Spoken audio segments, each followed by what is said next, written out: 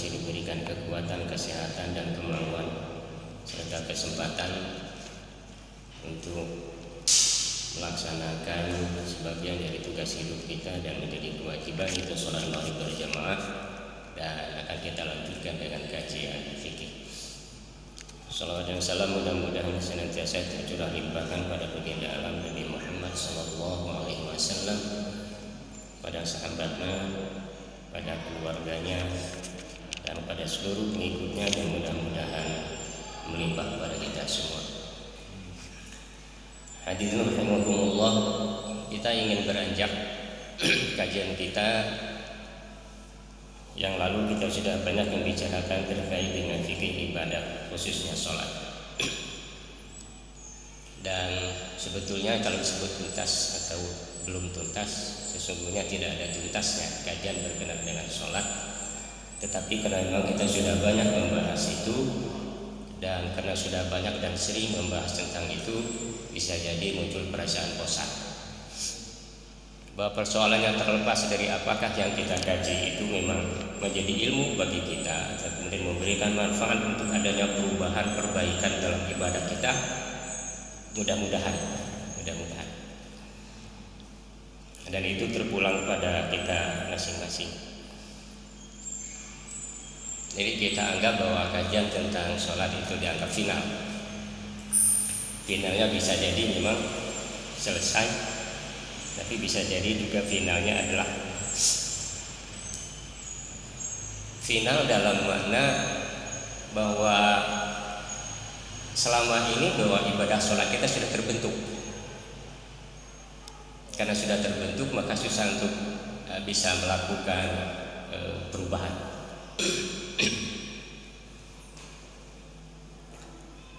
Tak jadi soal dalam urusan agama, terlepas dari karena perbedaan paham dan perbedaan pendapat, yang penting adalah bahwa apa yang kita amalkan ada dasarnya.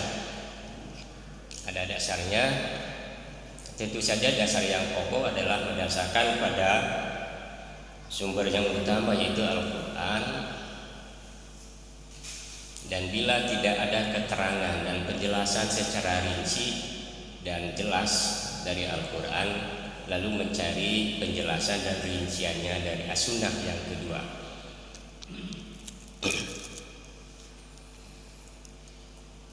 Bila juga tidak ditemukan secara jelas dan rinci dari As-Sunnah atau Al-Hadis, baru kemudian bergeser ke sumber yang ketiga, yaitu ijma.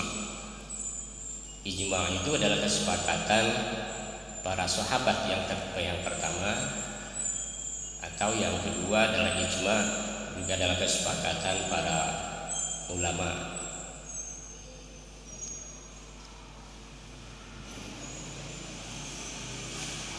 Atau yang keempat adalah ijtihad. Baik ijtihad juga dari sahabat maupun juga ijtihad dari ulama. Nah, urutan-urutan ini menjadi penting, menjadi pegangan kita. Menjadi pegangan kita. Sebab yang sudah kita yakini kebenarannya adalah Al-Quran itu tidak mungkin salah. Tapi yang salah adalah pemahaman orang terhadap Al-Quran. Kalau pemahaman bisa jadi keliru, bisa jadi salah, tapi Quran sendiri tidak pernah salah. Kemudian yang hadis yang sudah masuk pada kategori sunnah itu juga diyakini itu juga benar dan tidak salah. Kalau itu memang sudah dipastikan itu datangnya dari Rasul. Sebab Rasul tidak mungkin berbohong. Rasul tidak pernah ngawadul dalam persoalan agama. Yang berikutnya adalah ijma. Meskipun ijma itu memang sangat sedikit.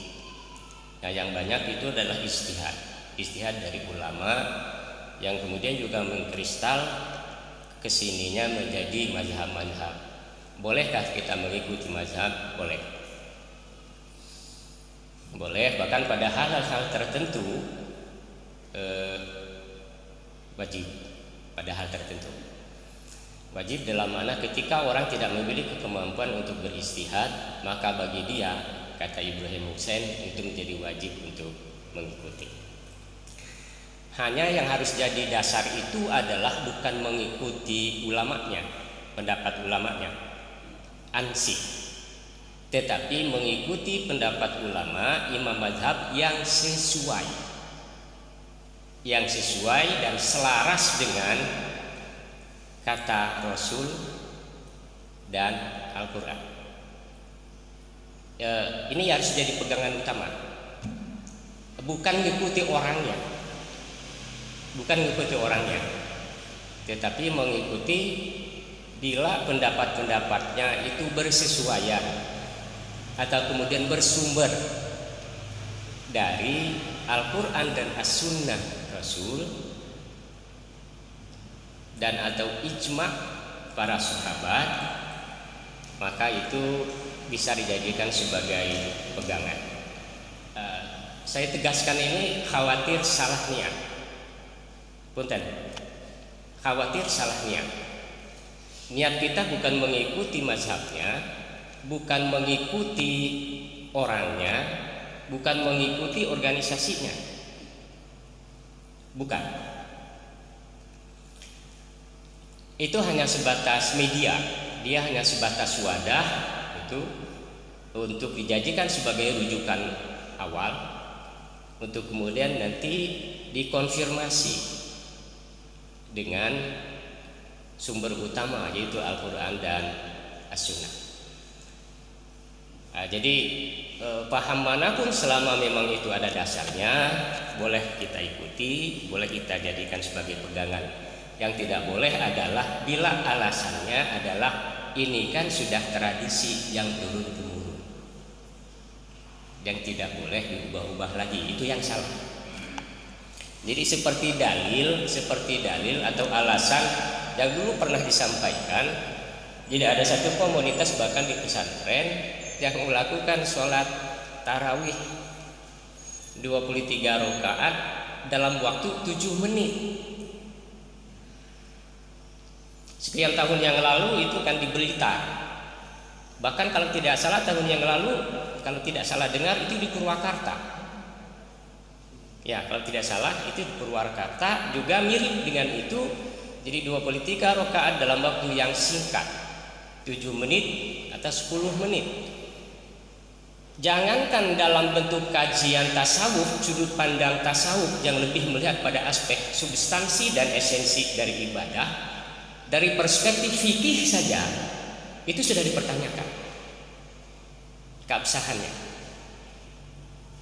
Sudah dipertanyakan keabsahannya. Nah, sebab secara logika bagaimana mungkin orang 23 rakaat dalam waktu 7 menit sampai 10 menit selesai. Jadi tidak terbayangkan bacaan dan gerakannya. Jika mesti para rukuh bacaan, nah gerakannya juga begitu para rukuh. Itu kan. Gerakannya disebut senam lain, disebut sholat lain. Sebab di situ harus ada tumakninah. Kalau kemudian tidak ada jeda dari satu gerakan ke gerakan berikutnya, berarti tumakninah hilang di situ. Tumakninah tidak ada. Dan ketika tidak ada tumakninah, dan ulama sepakat bahwa tumakninah itu dianggap sebagai salah satu rukun dalam sholat. Berarti jika satu rukun hilang, maka menjadi batal dia, menjadi tidak sah. Sekali lagi, belum lagi kalau kita lihat dalam perspektif tasawuf. Saya secara pribadi menyatakan bahwa itu salah.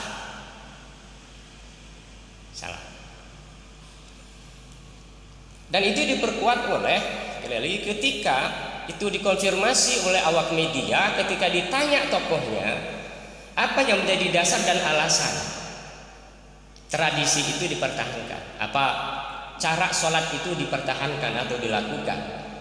Jawaban tokohnya adalah ini adalah tradisi yang sudah turun-temurun selama 160 tahun yang lalu. Nah, ini alasan yang salah. Jadi dasarnya bukan dasar fikih, bukan dasar Quran, bukan dasar hadis, atau kemudian dasar dari ijma dan ijtihad apa para ulama, tetapi dasarnya adalah ini adalah tradisi yang sudah turun temurun selama 160 tahun. Itu yang salah. Oke, baik. Hadirin rahimakumullah, kita ingin bergeser masuk pada wilayah zakat. Zakat ini adalah sesuatu yang sudah biasa juga, bukan suatu hal yang asing. Berkaitan dengan zakat ini bahkan bukan saja mendengarkan, tetapi juga kita sudah melakukan zakat itu. Khususnya adalah zakat fitrah, gitu kan, di akhir Ramadan kemarin itu. Kalau berkenaan dengan kesadaran terhadap zakat fitrah, itu sudah mayoritas kaum muslimin, itu sudah tidak ada lagi persoalan.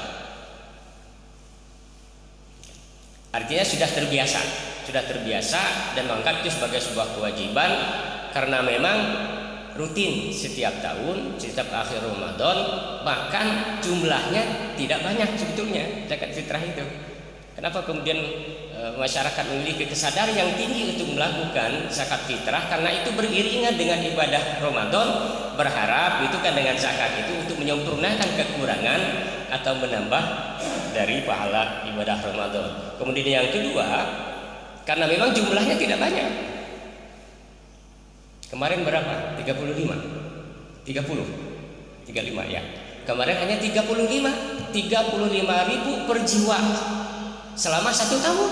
Sebab setahun sekali kan 35 ribu asapira puteing gitu tak. Kalau kemudian dia memiliki kemampuan untuk menunaikan zakat fitrah hanya 35 ribu, lalu kemudian tidak mau melaksanakan. Nah, yang jadi soal itu adalah berkaitan dengan zakat di luar zakat fitrah yang disebut dengan istilah zakat mal. Zakat mal. Bisa jadi memang bukan karena persoalan enggan untuk menunaikan zakatnya, bisa jadi karena memang kita sendiri belum memiliki ilmunya. Kapan kita harus mengeluarkan zakat, berapa nisabnya, dan jenis yang harus dizakatinya apa saja. Nah, ini insya Allah yang akan kita kaji nanti ke depan.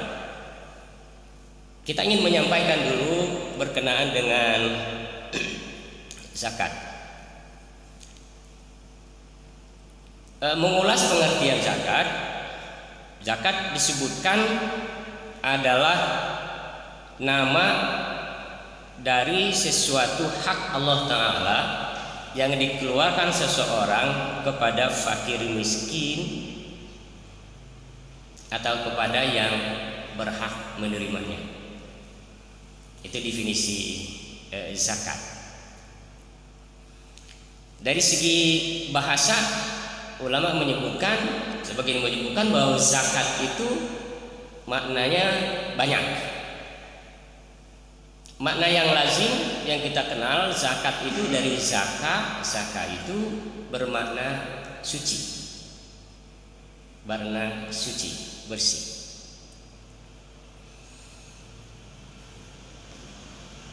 Khudz min amwalihim shadaqatan tutahhiruhum wa tuzakkihim biha. Tuzakki itu seakar kata dengan zakat, dari zakat. Ambillah dari harta mereka, tutahhiruhum, yang dia berfungsi untuk membersihkan harta mereka, wa tuzakkihim biha, dan mensucikan diri mereka dengan zakat itu. Ada juga makna lain dari zakat itu, maknanya adalah tumbuh berkembang. Tumbuh dan berkembang. Ulama menjelaskan dari sisi makna tumbuh dan berkembang, zakat itu sebetulnya itu memancing agar harta kita ketika kita zakatkan itu bisa tumbuh dan bisa berkembang. Memang agak sedikit dengan logika sederhana, logika formal, seperti memang agak aneh, bertentangan, gitu kan? bertentangan. Sebab zakat itu artinya kita mengeluarkan sebagian harta kita dalam kadar tertentu, gitu kan, kepada fakir miskin atau yang berhak menerimanya. Secara logika, ketika harta kita berkurang, kita keluarkan sebagian, berarti kan berkurang. Tetapi ulama menyebutkan dan Allah menggunakan istilah zakat itu diantara maknanya adalah tumbuh dan berkembang. Kita mengeluarkan, gitu kan, memberikan harta kita, tetapi maknanya bukan berkurang, tetapi maknanya bertumbuh dan berkembang. Ada dua makna, makna zahir dan makna batin. Tumbuh berkembang itu makna zahirnya bisa jadi dengan kita banyak mengeluarkan zakat, maka harta kita akan berkembang dalam bentuk kuantitas, dalam bentuk jumlah. Dalam makna batinnya adalah ketika kita mengeluarkan zakat, maka dia akan bertambah dan akan tumbuh keberkahan dari harta yang kita miliki. Nah, jadi ada dua makna, ada dua keuntungan ketika kita mengeluarkan zakat.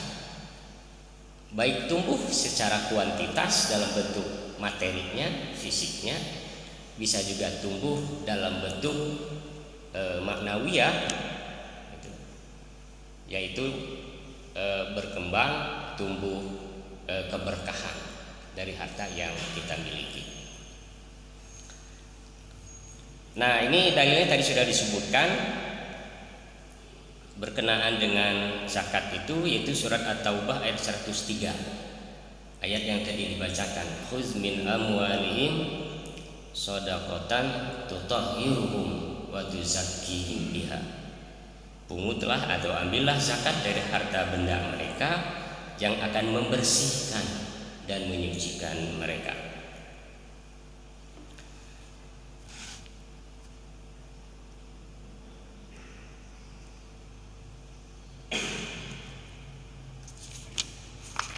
Kata zakat di dalam Al-Quran itu yang beriringan dengan sholat ditemukan dalam Al-Quran itu sebanyak 82 ayat. Memang berkenaan dengan zakat ini banyak yang beriringan dengan kata sholat. Aqimus sholah wa atuz zakah, yuqimuna sholah wa yunfiquna mimma razaqnahum yunfiqun. Jadi beriringan dengan sholat.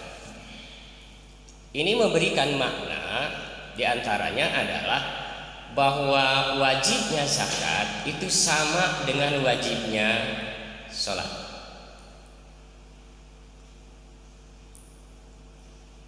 Kekuatan perintah zakat sama dengan kekuatan perintah untuk menunaikan zakat. Itu sebabnya di zaman Rasul dan para sahabat dulu itu ketika orang enggan untuk membayar zakat,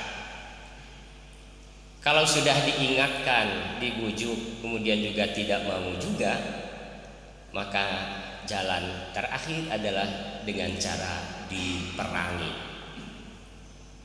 Sebab orang yang enggan membayar zakat itu sudah dikategorikan sebagai murtad. Murtad artinya dia keluar dari Islam.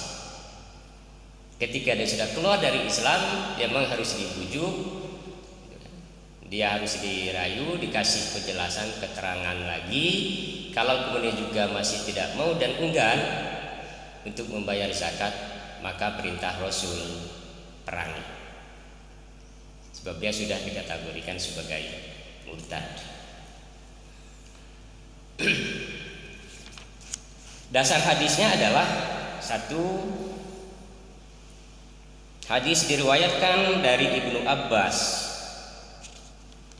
Tatkala Rasulullah SAW mengutus Muadz bin Jabal untuk menjadi qadhi di Yaman, lalu beliau bersabda, innaka ta'ti qauman ahla kitab fad'uhum ila syahadati an la ilaha illallah wa anni rasulullah fa inhum ata'u lidzalik fa'limhum anna Allah azza wa jalla iftarada alaihim khamsa salawatin fi kulli yawmin wa lailatin fa inhum ata'u lidzalika fa'limhum anna Allah ta'ala iftarada alaihim shadaqatan fi amwalihim tu'khadhu min aghniyaihim wa turaddu ila fuqaraihim fa inhum ata'u lidzalik fa iyyaka wa kara'ima amwalihim wattaqi da'watal mazlum fa innahu laisa bainaha wa bainallahi hijab.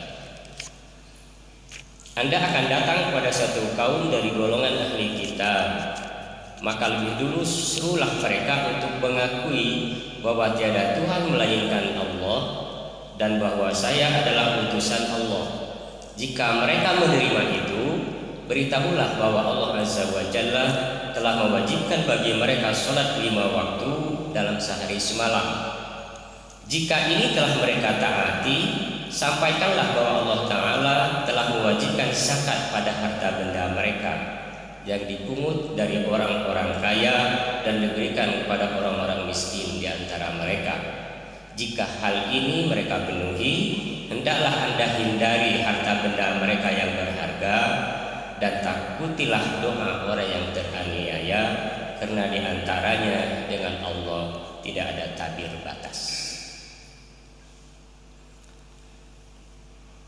Ini dasar hadisnya. Kalau tadi dasar ayat Al-Qur'annya, ini dasar hadisnya. Yang kedua,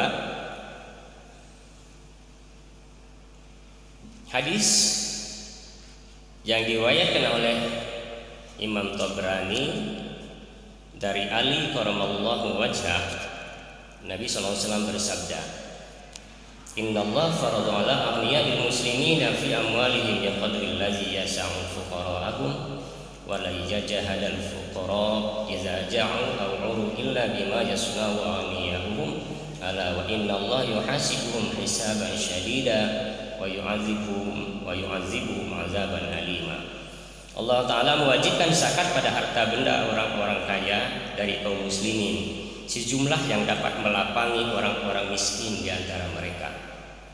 Fakir miskin itu tiadalah akan menderita menghadapi kelaparan dan kesulitan sandang kecuali karena perbuatan orang yang kaya, karena enggan membayar zakat. Ingatlah, Allah akan mengadili mereka nanti secara tegas dan menyiksa mereka dengan pedih. Ini ancaman bagi mereka yang tidak menunaikan zakat. Itu ancamannya adalah Allah nanti akan menyiksa nanti di Yaumul Qiyamah.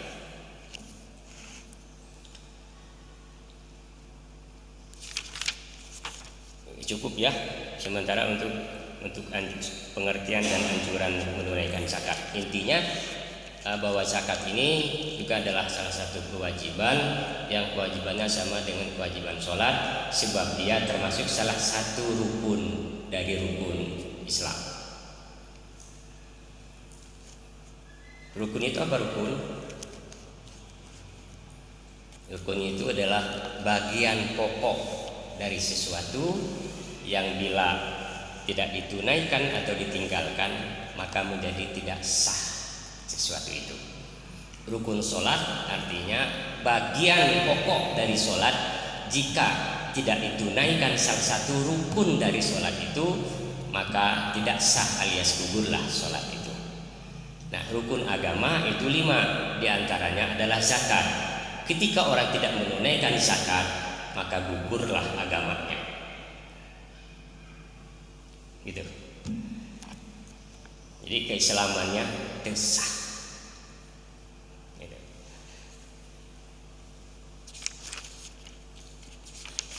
Banyak dasarnya. Kita tambahkan ancamannya, saking wajibnya zakat itu. Selain dari hadis tadi, ini ancaman dari ayat Al-Quran. Firman Allah Ta'ala, walladzina yaknizuna adh-dhahaba wal fiddata wa la yunfiqunaha fi sabilillahi fabashshirhum bi'adzabin alim.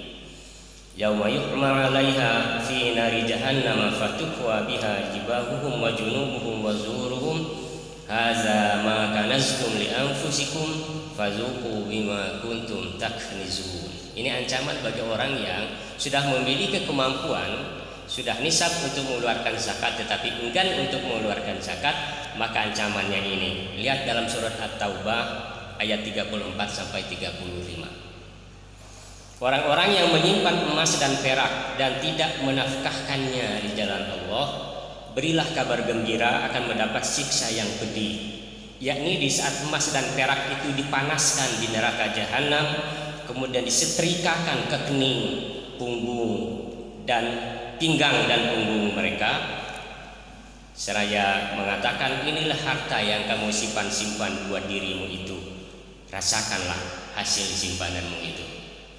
Jadi nanti bagi orang yang enggan untuk mengeluarkan zakat sementara sudah memiliki kewajiban untuk menunaikan zakat, nah siksaannya nanti dia yaumul qiyamah itu nanti hartanya itu nanti akan dikalungkan, nanti dipanaskan dulu.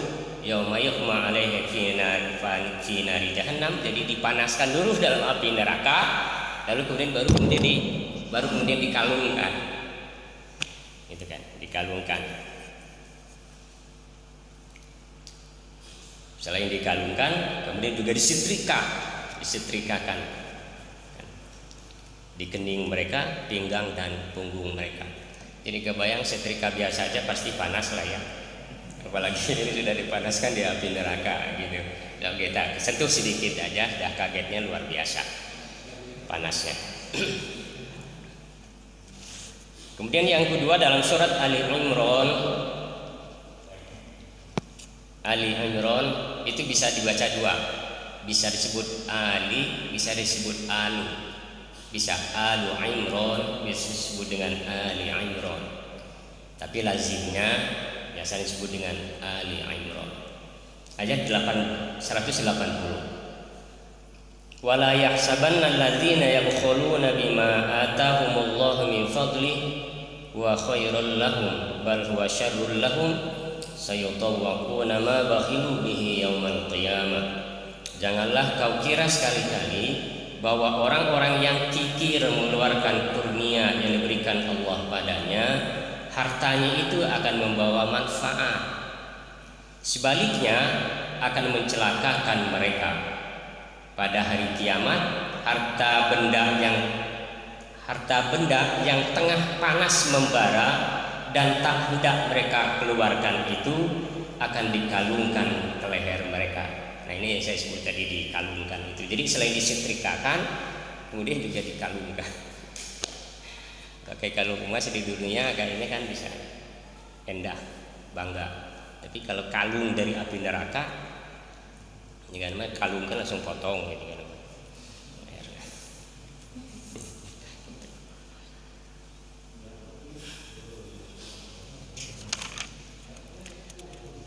Ini hadis panjang sekali, 2 halaman. Kita bacakan terjemahannya untuk lebih memperkuat. Tiada seorang pun yang menyimpan harta dan tak hendak mengeluarkan zakatnya, kecuali akan dipanaskan harta itu di neraka jahanam dan akan dijadikan kepingan-kepingan, lalu disetrikakan kedua pinggang dan keningnya sampai Allah mengadili hamba-hambanya di suatu hari yang lamanya sama dengan 50 tahun perhitungan sekarang. Satu hari nanti itu, berdasarkan hadis ini, dia mau kiamah nanti itu satu hari sama dengan 50 tahun di dunia. Itu satu hari. Jadi kalau disiksa satu hari umpama di neraka itu sama dengan 50 tahun pada saat di dunia. Seumuran kita lah ya, 50 tahun.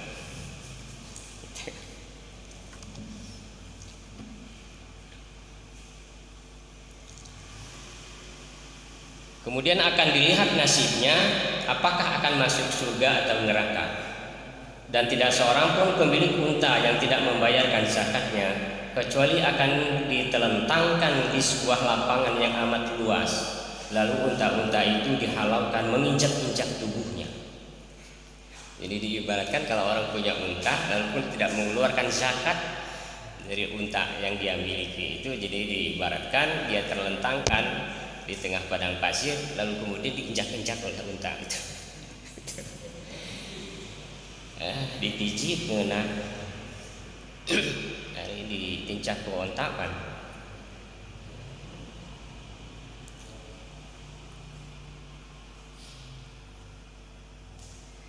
Setiap yang akhirnya selesai menginjaknya, kembali yang pertama dihalau kepadanya. Jadi bolak-balik. Namun ayat 10 ontak nya, kamu 50, jadi ngajajar teh 10 teh injak. Selesai teh 10 teh balik deui, yang pertama balik deui, injak-injak deui gitu. Apa namanya? Jadi kuyung.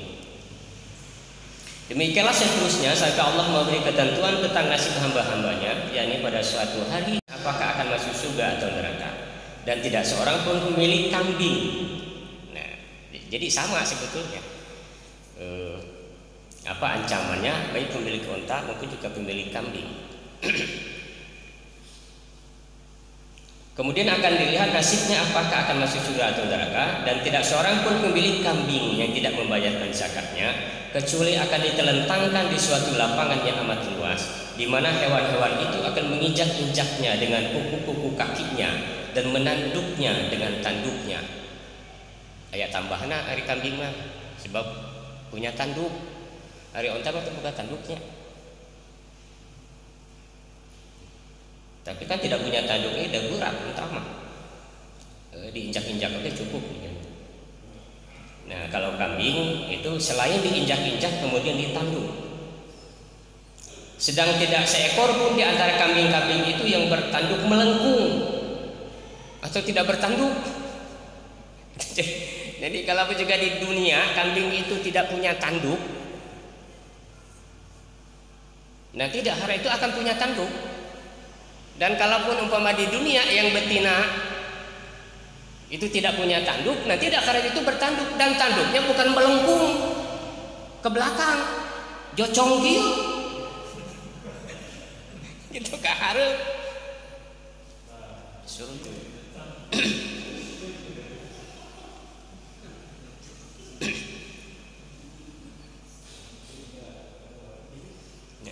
Tidak seekor pun di antara kambing-kambing itu bertanduk melengkung atau tidak bertanduk. Jadi semua bertanduk dan tanduknya tidak melengkung, lempeng. Itu terusnya. Setiap lewat yang paling belakang, yang pertama akan dihalau kepadanya kembali. Beres gitu 50 gitu kan. Itu. Nah, yang paling pertama di depan dihalau lagi balik deui gitu. Terus saya gitu tak muter deui gitu jika tawaf. Hingga Allah mengadili hamba-hambanya di suatu hari yang lamanya sama dengan 50 tahun perhitungan sekarang. Kemudian akan ditinjau nasibnya, apakah akan masuk surga atau neraka. Ini sebelum diputuskan apakah dia masuk surga atau neraka. Itu siksa ku harta yang tidak tadi disakatkan. Sahabat bertanya, bagaimana dengan kuda wahai Rasulullah? Nah, ya kuda ya. Ujar Nabi, adapun kuda-kuda itu tetap pada ubun-ubunnya, atau ujar beliau, kuda-kuda itu diikatkan pada ubun-ubunnya kebaikan sampai hari kiamat.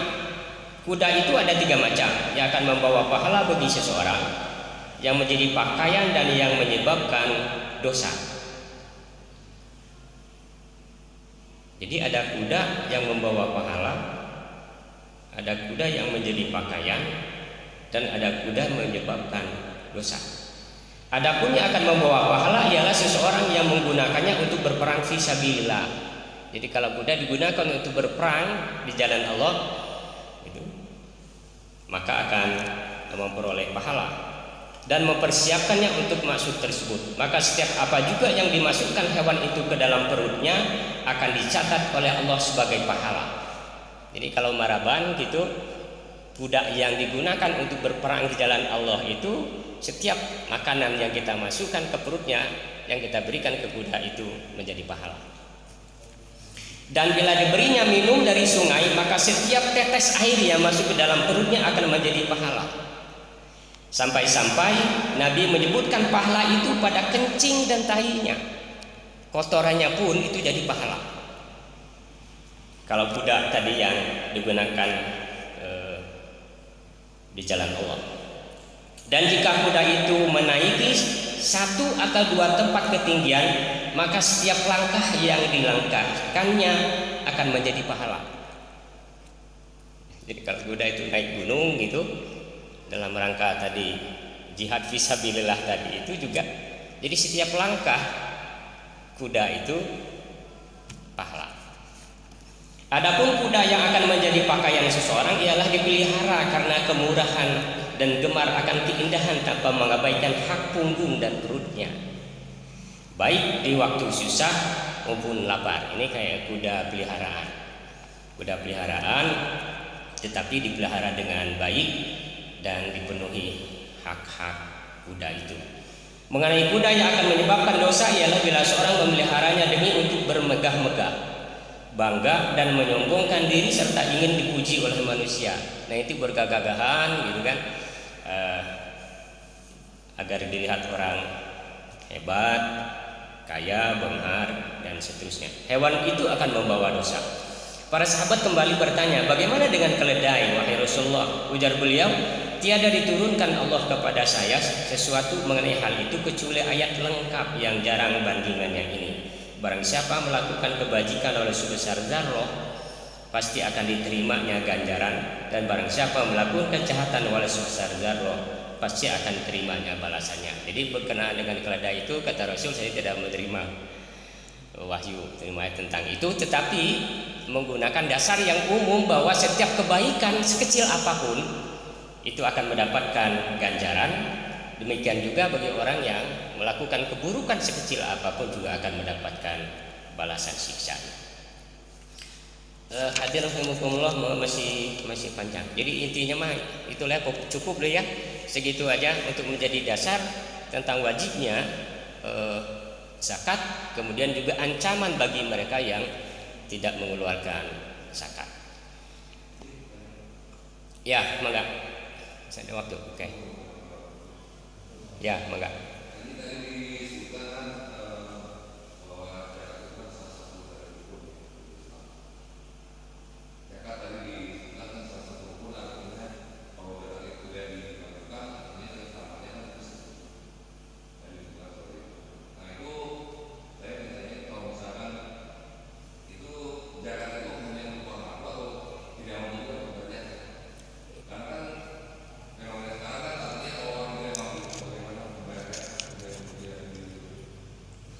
Ya, itu baru yang kita jelaskan baru konsep umum tentang wajibnya zakat dan ancaman bagi mereka yang tidak mengeluarkan zakat. Kita belum bicara tentang nisab. Jadi nisabnya belum. Seberapa besar dia sudah memiliki kewajiban untuk mengeluarkan zakat. Jumlah tertentu itu kan menjadi standar minimal orang diwajibkan mengeluarkan zakat. Memang ada nanti standarnya, unta berapa ekor, kambing berapa ekor nanti, kemudian emas berapa berat, berapa gram, perak juga begitu dan seterusnya. Itu kita belum masuk ke sana. Panjang kene. Dawet-awet lah. Oke. Belum masih jauh. Ya. Tunggu tanggal mainnya. Film yang. Oke, ada yang sampai azan, ada yang mau merespon dari apa yang sudah disampaikan. Cukup ya? Ya, sebab nggak ada yang harus didiskusikan berkenaan dengan kewajiban, berkenaan dengan ancaman. Ini sebab memang dasarnya sudah jelas, dasarnya sudah qat'i gitu. Jadi bukan hasil ijtihad, bukan hasil logika, tapi memang jelas dasar ayatnya gitu kan, dan jelas juga dasar hadisnya. Oke.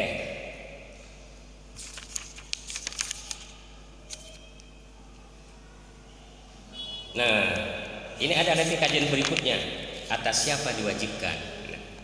Nah, itu nanti bersabar, nanti insya Allah ke depan nanti kita akan sampaikan, termasuk nanti mengenai zakat harta anak kecil dan orang gila. Ini juga akan kita bicarakan. Apakah anak kecil dan orang gila itu juga wajib mengeluarkan zakatnya? Terus sementara itu aja dulu, kalau tidak ada lagi pertanyaan. Adallahu wa iyyakum ajma'in. Rabbana atina fid dunya hasanah wa fil akhirati hasanah wa qina adzabannar. Allahumma anfa'na bima 'allamtana wa 'allimna ma yanfa'una wa zidna 'ilma warhamna 'ala kulli hal wa na'udzu billahi min syarri ahli nar. Assalamualaikum warahmatullahi wabarakatuh.